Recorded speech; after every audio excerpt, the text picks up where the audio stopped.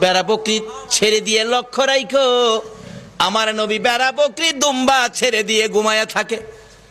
লোকেরা আইসা খবর দেয়, খাদিজা গো, এমন রাখাল রাখছো, বেড়া বকরি দুম্বার দিকে খবর নাই, ঘুমায়া থাকে।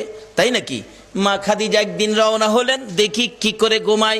যাইয়া দেখে বেড়া বকরি দুম্বা ছেড়ে দিয়ে আমার আপনার নবী ঘুমিয়েছে। বড় বড় অজগর সাপ এসে নবীজির মাথার উপর ফনা ধরে ছায়া দিতেছে। খাদিজা বলেন, না না, এই রাখালের বকরি জংলার বাগে নিবে না।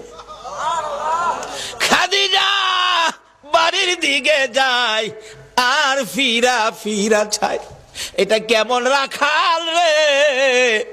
এই রাখাল তো সাধারণ কোনো মানুষ নয়। খাদিজা চিনে ফেলেছে।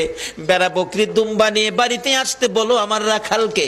আমার নবী দুপুর বেলায় বেড়া বকরি দুম্বা নিয়ে বাড়িতে রওনা হলে খাদিজা বাংলা রুমে বসে বসে দেখে, এটা কেমন রাখাল রে? যে রাখাল রৌদ্রের মধ্যে আসতেছিল, আকাশের মেঘের টুকরা এসে রাখালের উপর ছায়া দেয়।